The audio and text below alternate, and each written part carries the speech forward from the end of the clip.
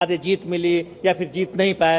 राजेश, तो चुनौती तो होगी, क्योंकि पश्चिम बंगाल का किला ढहाना बीजेपी चाहती है ममता बनर्जी का, तो क्या लगता है कि वो इनके खाते में जाएगा राष्ट्रीय अध्यक्ष के तौर पर? देखिए, सबसे बड़ी बात है शैलेंद्र ये कि भारतीय जनता पार्टी एक ऐसी पार्टी है जो 24 घंटे काम करती है, 24x7 और 365 दिन काम करती है। आपने देखा कि बिहार का चुनाव खत्म हुआ और बीजेपी बंगाल में जुड़ गई, बंगाल असम के लिए प्रधानमंत्री के कार्यक्रम शुरू हो गए। तो भारतीय जनता पार्टी अपने कार्यकर्ताओं को चाक चौबंद रखती है और जनरेशन शिफ्ट की जो बात की जा रही है, नए जनरेशन को जो मौका देने की बात की जा रही है, इससे कहीं ना कहीं तमाम जो रीजनल पार्टियां जो सिर्फ परिवार में सिमटी हुई हैं उनके लिए भी एक बड़ा मैसेज होगा, क्योंकि ये तमाम लोग सिर्फ अपने परिवार को मौका देते हैं। राष्ट्रीय पार्टियों के लिए तो चुनौती नितिन नवीन होंगे ही, लेकिन रीजनल पार्टियों के लिए जहां आप देखते हैं कि सिर्फ क्षत्रिय छत्रप कौन होता है, राजा का बेटा राजकुमार हो रहा है, राजा का बेटा युवराज हो रहा है, तो नितिन नवीन एक ग्रास रूट से आने वाले एक कार्यकर्ता को, 45 साल के नौजवान को भारतीय जनता पार्टी ने राष्ट्रीय अध्यक्ष बनाया है।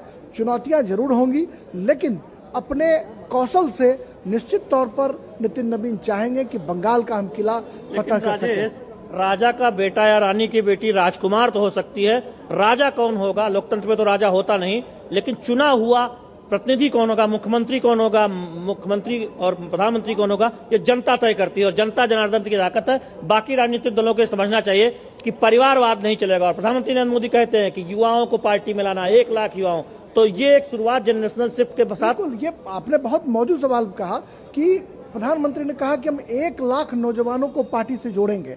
आप समझ सकते हैं कि 1 लाख नौजवान जो नए भारतीय जनता पार्टी से जुड़ेंगे, जो पार्टी दुनिया भर के मुल्क की सबसे बड़ी पार्टी है, करोड़ों लोग इसमें जुड़ चुके हैं। 1 लाख नौजवान जब जुड़ेंगे तो आप समझ सकते हैं कि वो 50 साल तक सियासत करेंगे। और अमित शाह ने कहा भी था कि अगर हम एक चुनाव जीत गए पिछले चुनाव में, तो कहा था बीजेपी को 50 साल तक सत्ता से कोई नहीं हटा सकता। तो पार्टी इस तरह से कार्यकर्ताओं का उत्साह बढ़ाती रहती है कि आप जमकर काम कीजिए। तो एक चीज और समझने की जरूरत भी है शैलेंद्र की किस तरह से दिग्गजों की परंपरा में कि नया नाम जोड़ने वाला है, और जिस तरह से नितिन नवीन का सफर मंत्री से लेकर संगठन तक का ये हम देखेंगे, उनके इस अनुभव से यकीनन मुझे लगता है कि आने वाले सालों में पार्टी को फायदा मिलता हुआ नजर आएगा। क्यों शैलेंद्र? आंचल, देखिए नितिन नवीन अहम क्यों है, उनकी ताजपोशी बीजेपी के लिए अहम क्यों है, ये समझना जरूरी है। राष्ट्रीय राजनीति में पहले से सक्रिय नहीं थे, प्रदेश में बेहतर काम किया, युवा मोर्चा में बेहतर काम किया, जो जिम्मेदारी मिली उसमें बेहतर काम किया, वहां से राष्ट्रीय राजनीति में आए। तो ये बाकी कार्यकर्ताओं के लिए संदेश है, बाकी नेताओं के लिए संदेश है कि आप गणेश परिक्रमा मत कीजिए, आप नेताओं के चक्कर मत लगाइए, आप जमीनी पर पार्टी स्तर के लिए काम कीजिए, जो काम आपको दिया जाता है उसे अच्छे से कीजिए, विवाद मत बढ़ाइए, सबको साथ लेकर चलिए। एक वाकया नहीं, मैंने पहले भी कहा था कि नितिन नवीन विवादों की वजह से सुर्खियों में रहे हो, पार्टी के संघर्ष के लिए रहे, पार्टी की नीतियों के लिए रहे, अपने पद पर काम करते हुए किसी काम के लिए रहे, लेकिन पार्टी में गुटबाजी के लिए कभी सक्रिय नहीं रहे, कभी विवादग्रस्त नहीं रहे, और एक ऐसा साफ सुथरा नेतृत्व, युवा नेतृत्व बीजेपी ने राष्ट्रीय अध्यक्ष के तौर पर आगे किया। और वहीं शीर्ष नेतृत्व के जितने फैसले हैं, उनकी नीतियां हैं, उन्हें निर्धारित करने के लिए किस तरह से राष्ट्रीय अध्यक्ष की भूमिका बहुत महत्वपूर्ण और सशक्त हो जाती है, इसके परिचायक के तौर पर भी हम नितिन नवीन के कार्यकाल को देख पाएंगे। देखिए, इस सवाल का जवाब मैं अपने सहयोगी से भी जानना चाहूंगा। राजेश, संसदीय बोर्ड सारे फैसले करता है, संसदीय बोर्ड की नियुक्ति राष्ट्रीय अध्यक्ष जब गठन होता है, पुनर्गठन संभावित भी है, हमने पिछली बार भी देखा था जब पुनर्गठन हुआ था तो कुछ नए नाम जोड़े गए थे, कुछ पुराने नाम निकल गए थे। तो अब संसदीय बोर्ड, चुनाव समिति और राष्ट्रीय पदाधिकारियों की टीम, जिससे महामंत्री, महासचिव और उपाध्यक्ष और सचिव की नियुक्ति होगी। तो किस तरह से देख रहे हैं राष्ट्रीय अध्यक्ष की भूमिका को भविष्य में, नितिन नवीन की भूमिका? देखिए, निश्चित तौर पर जब ये पूर्णकालिक राष्ट्रीय अध्यक्ष बनेंगे तो वो चाहेंगे कि उनकी अपनी कैबिनेट हो, और उस कैबिनेट में युवाओं का जो नए चेहरे हैं, जो पुराने चेहरे हैं, सत्ता और संगठन दोनों के बीच सामंजस्य बिठाकर नितिन नवीन हर हाल में चाहेंगे कि उनकी जो कैबिनेट है वो पूरी चाक चौबंद कैबिनेट हो, एक ऐसी कैबिनेट हो जिसमें महिलाओं को, युवाओं को और पुराने चेहरे को। और आपने देखा है लंबे समय से कि जो लोग सरकार से हटते हैं उन्हें संगठन में महासचिव बनाया जाता है, जो कैबिनेट मंत्री के बराबर का पद होता कई है। संगठन के मन भी चाहे सरकार में भी बिल्कुल, जाते हैं राजेश। और संगठन से कई लोग कैबिनेट मंत्री भी बनते हैं। तो यह फेरबदल जो है ये आने वाले दिनों में भी देखा जा सकता है। और निश्चित तौर पर जिस तरीके से परंपरा रही है भारतीय जनता पार्टी में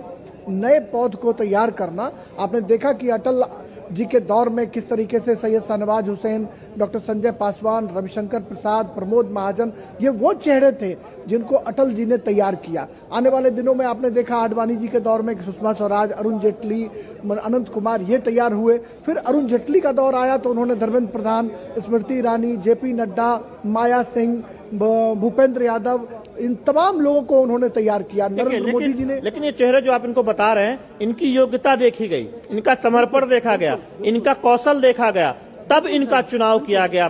किसी ने देखिए, यह एक ऐसी पार्टी है शैलेंद्र जहां पर परिवार से ज्यादा संगठन को तवज्जो है और संगठन में क्वालिटी वाले लोगों को समाहित किया जाता है। यही मैं आपको कह रहा था कि रीजनल पार्टियों के लिए आने वाले दिनों में खतरे की घंटी होगी, चुनौतियां और बढ़ेंगी कि 45 साल का एक शैलेंद्र एक चीज और समझना चाहेंगे, क्योंकि यहाँ पे अटल, आडवाणी, मुरली मनोहर जोशी जैसे बड़े जो नेता हैं वो काबिज हुए, तो एक युवाओं का रुझान देखने को मिलेगा। पूछना चाह रहे हैं दो चीजें दो चीजें मैं राजेश की बात से समझ पाई, वो एक जो फ्रैक्शनलिज्म है उस पर कहीं ना कहीं विराम लगता हुआ नजर आएगा, और जिस युवा नेतृत्व से अनुशासन की उम्मीद की जाती है एक सांसद या नेता के तौर पर, उसमें भी बहुत क्लियर कट मैसेज है नितिन नवीन के चुनाव को लेकर। देखिए, दो तीन बातें यहाँ समझना जरूरी है। बीजेपी में जब नए अध्यक्ष के चुनाव की कोई बारी आती है तब बहुत सारे नाम चलते हैं। जब प्रदेश अध्यक्ष के चुनाव की बारी आती है तब बहुत सारे नाम चलते हैं। पार्टी ये कहती है कि लॉबिंग मत कीजिए, पार्टी का अपना एक सिस्टम है, अपना एक तरीका है, उससे पार्टी नाम सामने लाती है। लेकिन जब किसी का नाम सामने आ जाता है उसके बाद आप देखें कि पद का महत्व होता है। सभी लोग एक लाइन में खड़े नजर आते हैं, यानी पद के हिसाब से निर्देश मानते हैं। आप देखें तमाम प्रदेश अध्यक्ष, जब पंकज चौधरी की उत्तर प्रदेश में नियुक्ति होती है, किस तरह से उनका भव्य स्वागत हर जगह होता है। प्रदेश अध्यक्ष निर्देश जारी करते हैं। राष्ट्रीय अध्यक्ष की नियुक्ति, राष्ट्रीय अध्यक्ष का चुनाव जब आज उसके लिए नामांकन हो रहा है नितिन नवीन का, तब आप देखेंगे कि जो निर्देश होगा पार्टी का वो ऊपर से लेकर नीचे तक का कार्यकर्ताओं के लिए वो सर्वमान्य होगा, सर्वोपरि होगा। यानी राष्ट्रीय अध्यक्ष का निर्देश एक तरह से देखें वो एक लकीर है जिसको कोई नहीं काट सकता पार्टी के अंदर, यानी संगठन के अंदर। तो ये समझना बहुत जरूरी है। तो निश्चित तौर पर गुटबाजी, देखिए जब इतनी बड़ी पार्टी है तो कहीं ना कहीं महत्वाकांक्षाएं टकराएंगी, लेकिन पार्टी ये तय करती है कि ये गुटबाजी पार्टी के भविष्य को नुकसान न पहुंचाए, ये गुटबाजी सत्ता और संगठन के बीच संतुलन को न खराब करे, और ये सुनिश्चित करने का काम पार्टी का जो संगठन है, पार्टी में जो व्यू रचना है, जिसमें आप राष्ट्रीय स्तर पर राष्ट्रीय अध्यक्ष, महामंत्री संगठन और महासचिवों की टीम देखते हैं और प्रदेश अध्यक्ष और प्रदेश महामंत्री राज्यों में तय करते हैं। तो ये बहुत महत्वपूर्ण हो जाता है।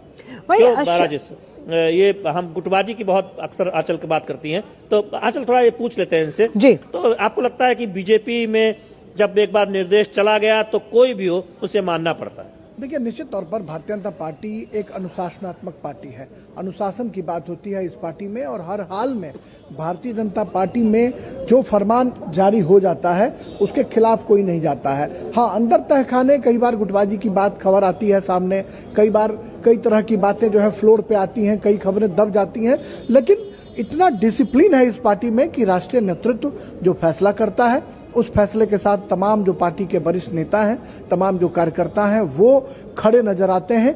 ये बीजेपी की खासियत है। और मैं आपको एक चीज और कहना चाह रहा था शैलेंद्र, कि आपने ये देखा होगा कि जैसे डिसिप्लिन की बात करें तो संगठन, सत्ता से हटने वाले जो लोग संगठन में आते हैं या संगठन में नहीं भी आते हैं, उनका इस्तेमाल किया जाता है। अभी आप देखिए हमारे ठीक पीछे दर्शना जरदोश खड़ी हैं, जो कभी केंद्रीय मंत्री का हिस्सा हुआ करती थी। रमेश पोखरियाल जो केंद्रीय मंत्री हुआ करते थे, लेकिन वो आए हैं यहाँ, प्रस्तावक हैं, और संगठन में उनका इस्तेमाल होता है। पार्टी खोजती है वैसे लोगों को। क्षेत्रीय पार्टियों में नेताओं को बाहर का रास्ता दिखाने के बाद अपमानित किया जाता है, लेकिन भारतीय जनता पार्टी जिन लोगों को सत्ता से हटाती है उन्हें शैलेंद्र। संगठन में लाकर उनको महत्व देती है, उनके साथ न्याय करती है, तो देखिए, उनका इस्तेमाल करती है। राजेश का कहने का मतलब ये था अचल कि कब किसका कहां पर उपयोग करना है, ये पार्टी और सरकार के मुखिया तय करते हैं। यानी व्यक्ति अपना काम करता रहे, नेता अपना काम करता रहे, पार्टी समय समय पर निर्देश देती है। आप कुछ पूछना चाह रहे थे? जो प्रचार अभियान होंगे आने वाले अब समय में, उसमें अंतिम रूप किस तरह से दिया जाएगा, उसमें जो राष्ट्रीय अध्यक्ष उसकी भूमिका अहम है शैलेंद्र, फिर साथ ही महासचिव जिसका जिक्र आप कर रहे थे, सचिव, प्रवक्ता, प्रदेश अध्यक्षों की जो नियुक्तियां हैं, उनमें भी अंतिम निर्णय जो है वो